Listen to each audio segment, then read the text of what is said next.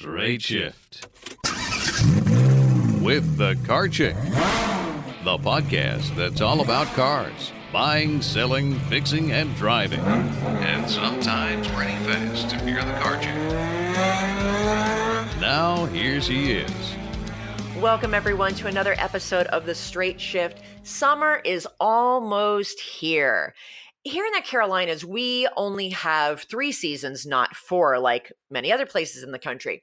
We have summer, which is also known as hot and humid season, and we have fall, and then we have this season called pollen, and we're finally getting to the end of pollen season. It's been raining like crazy all spring. I think that we have had something like 70% of the Fridays and weekends over the last few months have been raining. It's driving me nuts, but it's starting to clear out.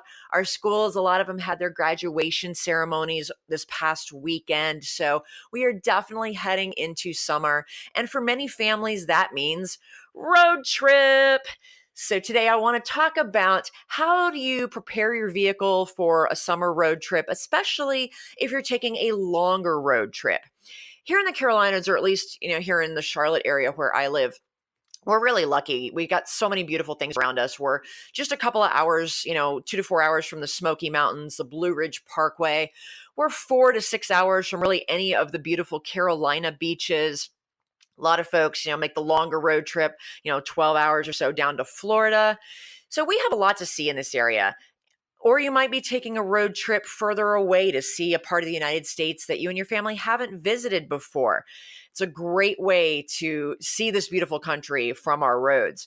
But you want to make sure that your vehicle is in good condition, because nothing sucks more on a road trip than being stuck, broken down on the side of the road. Road trips are supposed to be a vacation, and vacations are supposed to be fun and relaxing. As much as that's possible with, long drive with a lot of kids in the car, but you know what I'm talking about.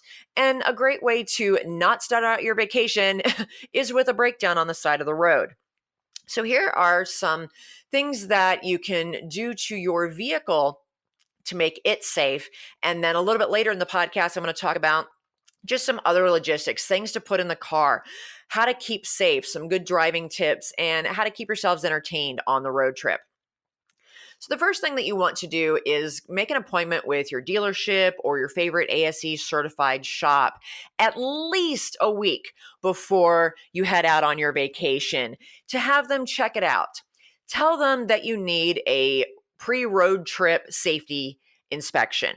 Let them know where you're going on your road trip, how long you're going to be gone, and how many miles you're planning to put on the car. I mean, obviously be safe and don't give them too many details, but they do need to know the conditions that you're going to be driving under and how many miles you're going to be putting on the car over that time so that they know what to recommend. Now is a good time to go ahead and just get that oil and oil filter changed, especially if you're going to be doing a road trip where you're going to be putting several thousand miles on the car. Just go ahead and start out with fresh, clean oil and a fresh filter. That's going to be the best thing for your engine. And then you won't have to worry about trying to find a place to get an oil change, when you're on the other side of the country and you don't know anybody and you're in the middle of your vacation. And have them also go ahead and change the air filter. That way, you're going to be getting the best airflow both through the engine and through the cabin. Those are 2 separate filters, your engine air filter and your cabin air filter. That will help make sure that your engine operates most efficiently. It's getting the air that it needs, because your engine also needs to breathe. That's part of that whole gas air mixture that gives us combustion. And when you have a clogged engine air filter and your engine can't breathe, it's not as efficient. Kind of like, when we're in pollen season here and we can't breathe, our bodies get tired faster. So it's really the same thing with your engine. So get all those filters changed. It's also a really good idea to go ahead and flush that coolant if you haven't done so in a while. Make sure that all the fluids in your car are fresh and clean and topped off.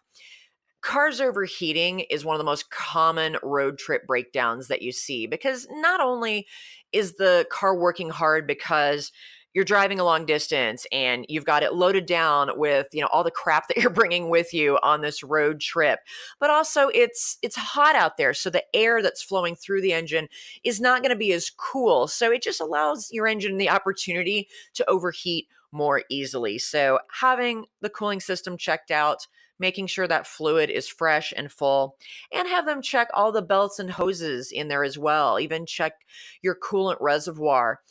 So many of those things are plastic in our cars these days, and don't even get me started on why I think that's not the best idea. But make sure there aren't any cracks in those. I've gone through a couple of coolant reservoirs in Maggie, my '04 Mini Cooper, because it's plastic and it tends to get brittle with all the heat that goes on in the engine compartment. And so it's cracked a few times and I've had to replace that. So making sure all your fluid, your transmission fluid, your power steering fluid, even have them flush the brake fluid to make sure that that's clear. And while they're at it, you need them to check your brakes anyway. Make sure you have good friction material on those brake pads and make sure that the rotors are in good shape. They're not warped. They're not too thin. They don't have a bunch of ridges in them. If it's time to change the brakes or getting close to, just go ahead and do it. It's so much better to start out a road trip, especially a long one, with as many fresh parts as you can on your car. And have them check the tires. You know how I preach about tires if you have been listening to this podcast over the last year and a half, but tires are so important. Make sure that your mechanic knows about how much weight you're going to be adding to the car, or just tell them, hey, this is a road trip. We're loading the car up with, half of everything we own in the kitchen sink to take with us, so that the mechanic knows that the car is going to be more fully loaded down than it is just on your normal everyday driving. That way he or she can let you know what you need to do to the tire pressures. You might need just a little bit more air to handle that extra weight, because the heavier the car, the more it's pushing down on those tires, and those sidewalls start to kind of flex and push out a little bit. Having a little more air in the tire will help keep that structural integrity of the tire to reduce a risk of a blowout.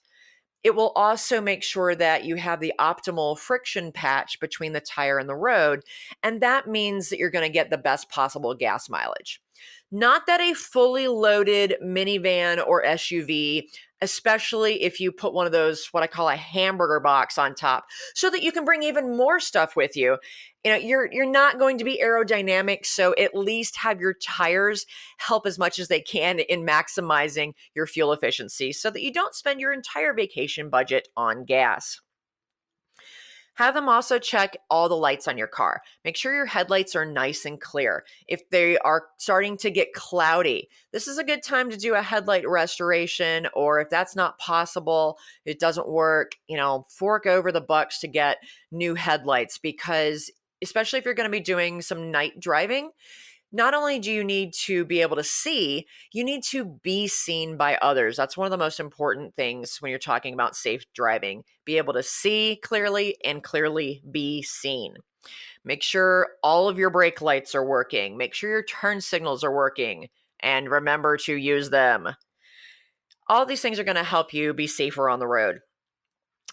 Check your wipers. This is a good time to just go ahead and get fresh wipers, windshield, and if you have a rear wiper, because that's going to help you, move rain, because you may be driving through a rainy area. You're probably going to go through a lot of windshield wiper fluid, because one of the things that is guaranteed on a road trip is that you're going to get hit by a lot of bugs. So your windshield is going to get kind of nasty. So make sure you've got fresh and full wiper fluid in there to be able to clean your windshield frequently. It drives me crazy in my car, Maggie, my little '04 Mini Cooper S, because in a Mini, the windshield wiper fluid reservoir is about the size of a teacup. So I'm constantly having to fill that up. So just bring an extra gallon of wiper fluid with you in your vehicle, and that's just going to make your life so much easier. Make sure that there aren't any loose cables or wires, and make sure the air conditioning system is working well. There's going on a summer. I can't imagine going on a summer road trip without the air conditioning working. And I realize that is such a first world problem, but I really believe that air conditioning is the greatest invention in the history of the world. So make sure that system is working correctly. It may be time, if you have an older car, to have to upgrade to the new Freon systems, because they keep changing that on us. Listen to your mechanic's recommendation on whether or not you need to do that, if it's possible to do that. the older stuff is getting more and more expensive and harder to find. So just make sure you listen to the recommendation, and obviously go to a mechanic that you trust to tell you the truth about those things. It's also a good idea to go ahead and fully clean your car inside and out. I realize that on the road trip, it's going to get dirty inside and out anyway, but starting out with it dirty is just going to put a damper on the whole road trip. And it seems weird to get the car detailed before you leave on a road trip, and you don't have to do a fancy detail, but I just recommend get it cleaned up, because that's going to help, identify any other problems that you might have on the car. It's amazing, really, the things that you see when your car is clean. And if you're going on a long road trip, if you have a newer car especially, and you're kind of dreading the possibility of getting a whole bunch of bugs hitting your car and damaging it, the little bug body acid eats through your paint, you're going to get hit with rock chips. It's just the reality of driving on American roads, especially long distances. So you might want to consider having a protective film put over the front of the car. They used to be called invisible bras, because they used to just kind of cover just the front of the car, just around the headlights and maybe a third of the hood. And you can still do that. But you can also even get it put on the entire, your bumper, the whole hood, even your front quarter panels, if you really want to protect the car. And that's not a bad idea to do anyway, just to protect the car, because these days with traffic and the condition of our roads, rock chips, etc., are just a fact of life. So you want to keep the car's paint looking nice. It might be worth it to invest in some of that protective film. Make sure that you do all these things, that you make this appointment with your dealership or your ASE certified technician at least a week before your road trip. It's amazing how many people I have seen come in and say, "Oh, we're leaving tomorrow. Can you check over my car?" And then when the mechanic finds something that really needs to be addressed, but they can't get the part right away, we can get the part tomorrow, or it's going to take a couple days to get the part to fix it. And now you're in a bind, because what do? You're supposed to leave on your road trip tomorrow, but there's this thing wrong with your car, but nobody can get the part for it right away.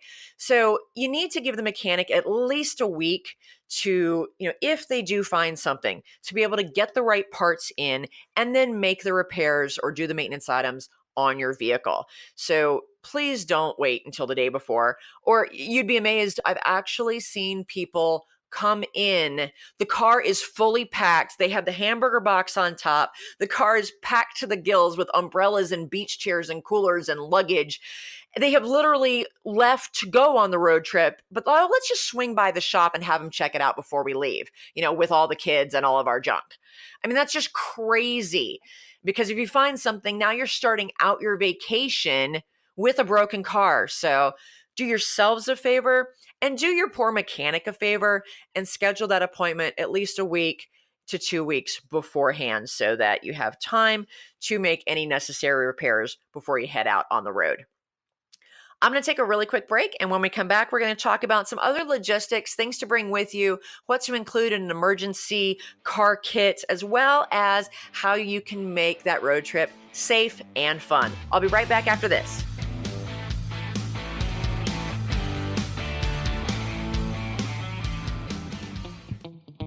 Do you hate car shopping? Do you worry about being taken advantage of, or about finding the right car at a fair price? Buying a car can be a frustrating and time-consuming experience. But what if you could get a great deal without having to do a ton of research, without having to haggle, and without the fear of buying a lemon? You can. As your personal car shopper, the Car Chick will help you pick the perfect car based on your unique lifestyle, budget, and personality. She'll handle all of the legwork and negotiating for you.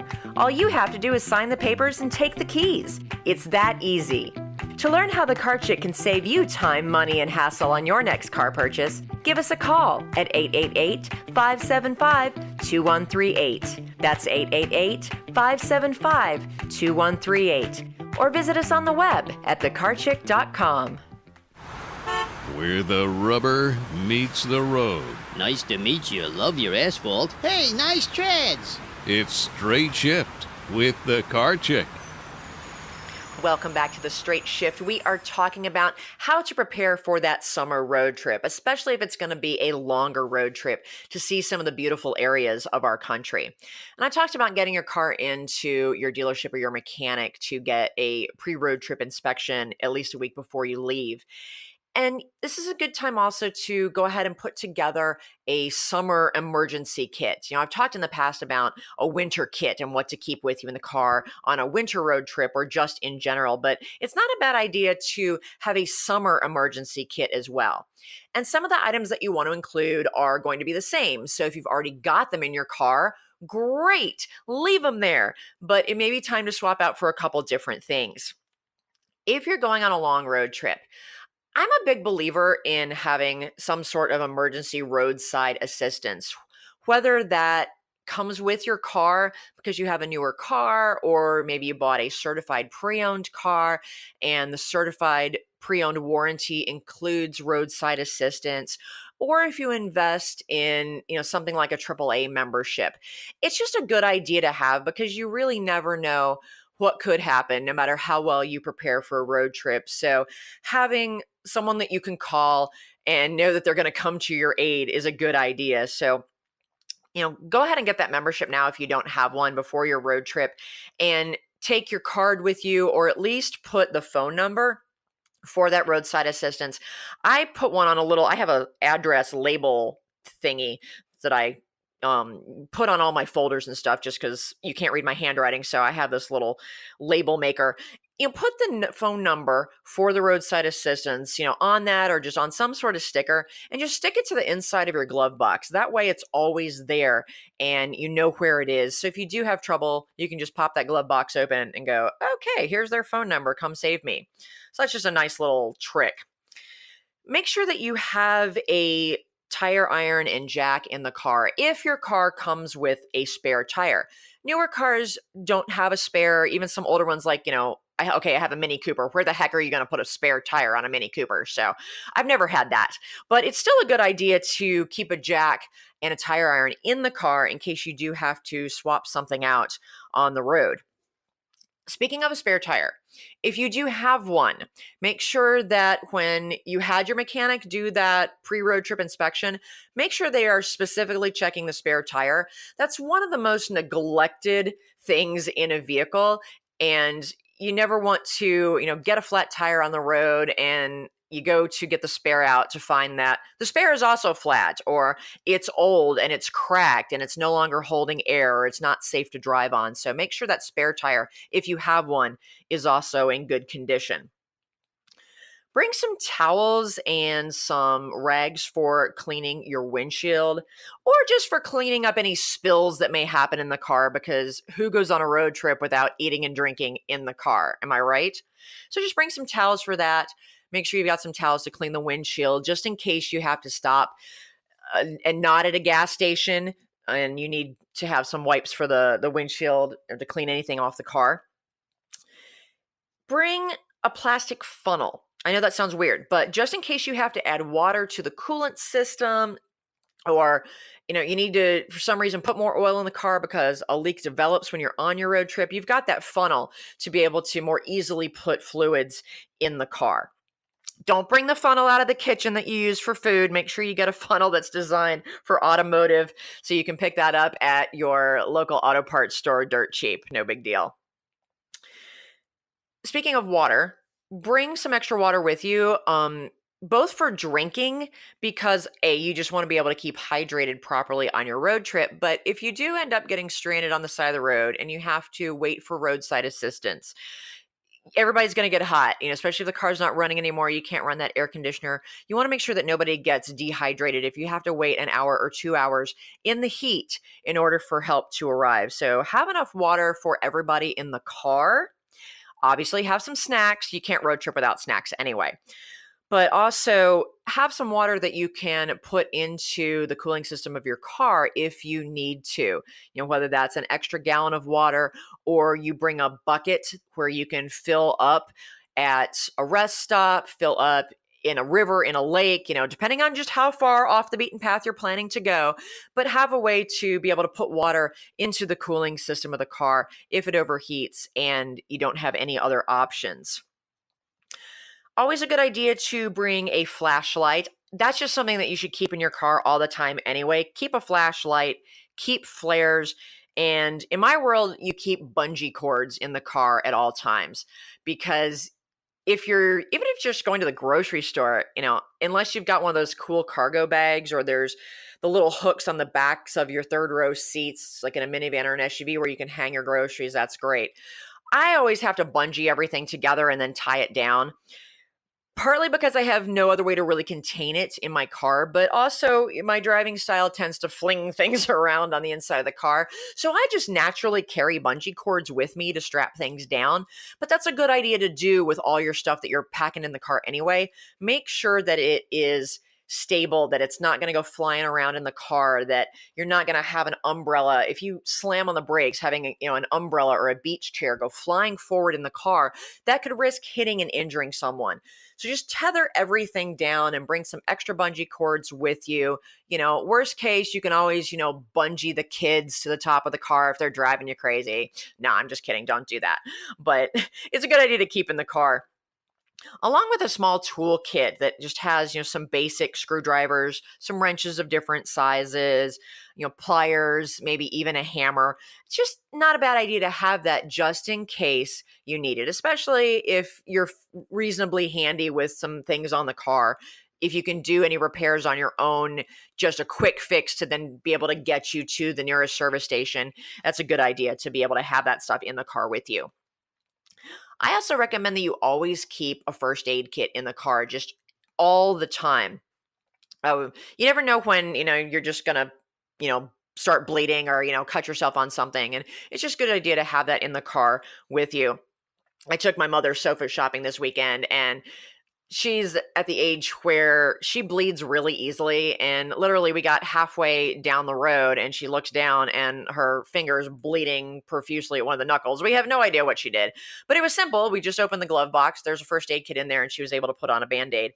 But that's especially true if you're going on a road trip, because you never know what could happen. The kids could be fighting in the back seat and injure each other, or if you do have to pop the hood and look at something under the hood, you could always hurt yourself. So just keep a first aid kit in the car. It's super easy to do. Make sure that your owner's manual is handy so that you can consult it if something does break down, or you're not sure if something is a problem, or one of those weird lights comes on the dashboard and you're like, what the heck does that mean? You can go back and look at one of my other podcasts. I actually did a full podcast on those pesky dashboard lights. So you always want to have the owner's manual with you so that you can identify any problems with the car.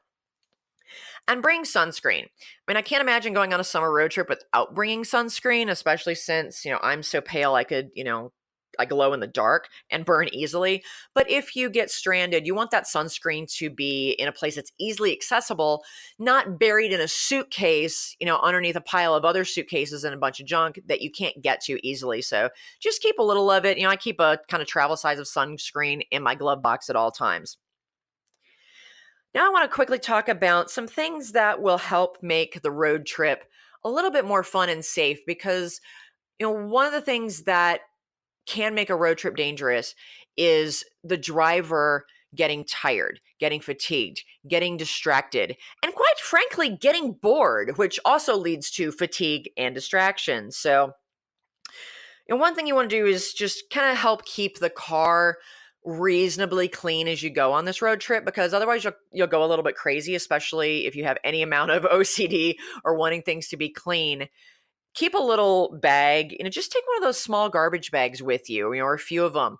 You can take a Pringles container and cut a hole in that plastic top, just cut a slit, and then stuff the Pringles container with a bunch of plastic bags from the grocery store, and then, start pulling one of them out through that top a little bit. Then you have, this nice container of plastic garbage bags that you can pull out whenever you need, but that keeps them contained, and that, box is easy to store in the net on the back of one of your seats or just somewhere in the car, just so that you have a good stash of plastic garbage bags. Trust me, that will help with your sanity and help keep the car clean as you go along this road trip. I talked earlier about, joking about how people come in with a hamburger box on the top of the car because they're bringing even more stuff than can fit in the vehicle on its own.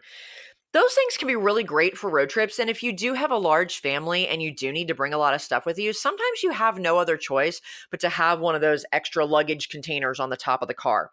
I still say they look like the old hamburger boxes, but they're not fuel efficient. So if you can avoid putting one of those on top of your car, I mean, those things can literally tank your gas mileage because it just really interrupts the airflow over the car, and your, being streamlined makes you more fuel efficient.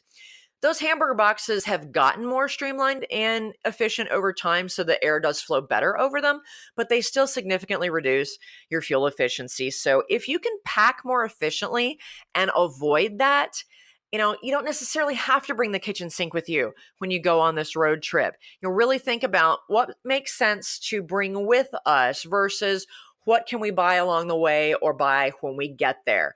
Because, there's always convenience stores, there's grocery stores, there's Walmarts, there's Targets. Unless you're going camping or going someplace really rural, think about what you really need to bring with you and what you can source once you get there to help keep from carrying all this junk in your car. If you have a car that actually still has a key to it, a lot of cars these days, have the keyless entry, keyless ignition. And one of the benefits of those is it's really hard, if not impossible, to lock your keys in the car.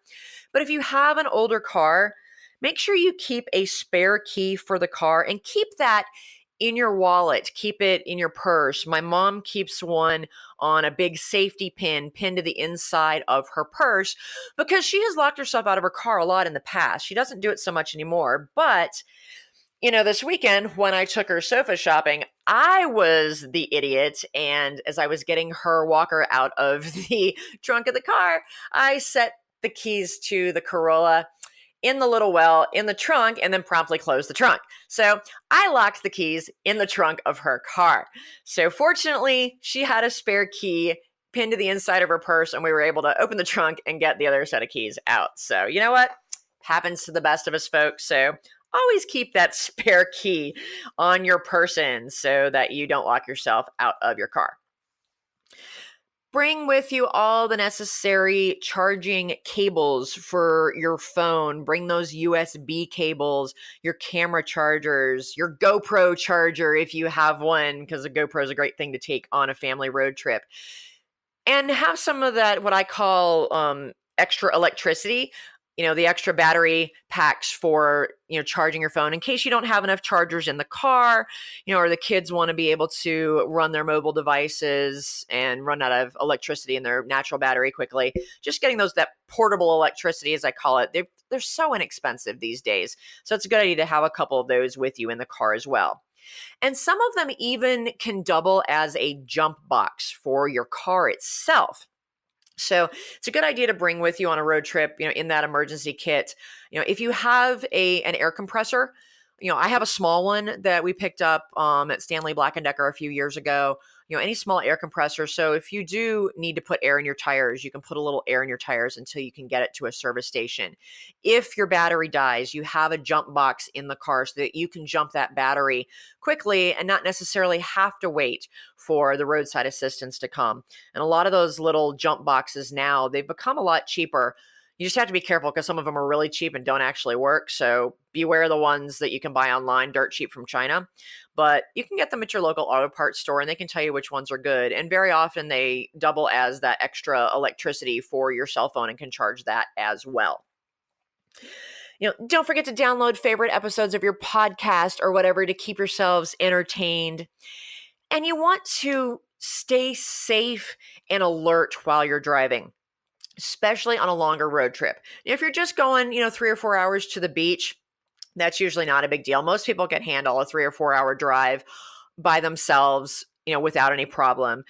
and I start to get a little bit achy. So I actually have a pad in my car. I think we got it at, Walmart or whatever for like $20, but it goes over my seat and plugs in, and it provides heat because I don't have heated seats. But it also vibrates and kind of massages my lower back. So that just helps me because my back tends to stiffen up on those drives. So that's not a bad thing to have with you.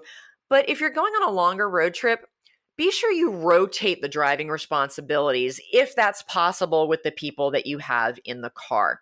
Because it doesn't take but more than an hour or two for the driver to kind of start getting in this zone, and next thing you know, your brain has stopped paying attention, you're on autopilot, you're bored, and so you're not really paying attention, especially if it's a long straight road.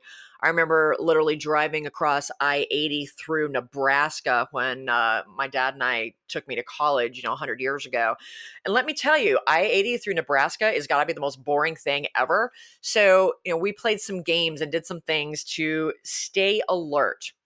So be sure, if you're a passenger in the car, engage the driver, have a conversation, do something to make sure that they are not falling asleep at the wheel, that their brain stays engaged. But be sure to balance that with, don't distract them too much, because their primary brain function needs to be on the driving, but do what you can to help them stay alert. And I don't recommend loading up on a boatload of caffeine, because that just makes you jittery. It impacts your reflexes. It impacts your decision making. So leave the energy drinks at home. Don't drink a lot of coffee, because then that's just going to make you have to pee more anyway. So, manage your alertness through keeping your brain active. You can take your tongue, push it to the roof of your mouth, and hold it there for a few seconds. That actually stimulates a nerve bundle that's located on your upper palate, kind of that soft area on the top of your mouth. We actually use that in racing as a way to re-energize our nervous system. It really works. It actually helps, wake you up, bring you alert, because it hits those nerves and they're like, oh, wait a minute, we're doing something. So that's just a cool little trick. And just swap out the driving as much as possible so that you don't get tired. Take breaks frequently, especially on a long road trip. If you're hydrating properly, your body will tell you need to take those breaks anyway, but get out and stretch, get the blood flowing. You can actually, just like being on an airplane, you can be at a risk of blood clots just driving in a car for a long period of time because you're not moving around and the blood is not circulating. So take advantage of those rest stop areas. Let the kids get out and run around for a little bit. Everybody take a bathroom break and just stretch. Do a few little yoga positions and get the muscles loose and get the blood flowing. And finally, play some road trip games. Don't just let the kids sit in the back with their mobile devices and their headphones on. Although some of that can be a really nice break from them and give you some time to have some peace and quiet, listen to the music you want to listen to, and maybe have, a reasonable conversation with your spouse or your partner. But this is a good time for the family to be together. The road trip is part of the vacation, and it's a great time to engage with each other, disconnect from the devices, and even have some educational opportunities. Road trips can be educational as well as fun. I remember as a kid, we would play, the license plate bingo game, other forms of bingo with having to identify different, like silos or cow or horse or any landmarks that you might see, having a bingo card for that. Or our favorite game was playing Name That Car. So all the other cars you see on the road, you have to name that car, and you can create a bingo game out of that. My husband and I tend to play the Olympic level version of that, and we actually have to accurately identify the year, make, and model of the car. But that's kind of Olympic level, and we're crazy that way. But that's a great way to have some quality time with your family. Let it be educational and entertaining at the same time, and keep everybody in a good mood and reduce the chance of hearing, "Mom, are we there yet?" Because believe me, nothing hurts a road trip more than whiny passengers. Well, folks, I hope this has been helpful. With proper preparation before the trip, packing correctly, keeping the right things in the car, you're going to really mitigate the risks of having a breakdown. You're going to increase your safety and hopefully increase the enjoyment and fun relaxation of everybody in your family so you can enjoy that summer road trip. Be safe, everyone. I'm out of here. The Straight Shift podcast is copyright Leanne Shattuck, The Car Chick, 2017. All views expressed by guest and or co-hosts are those of the guest and or co-hosts, and not necessarily those of Leanne Shattuck or The Car Chick.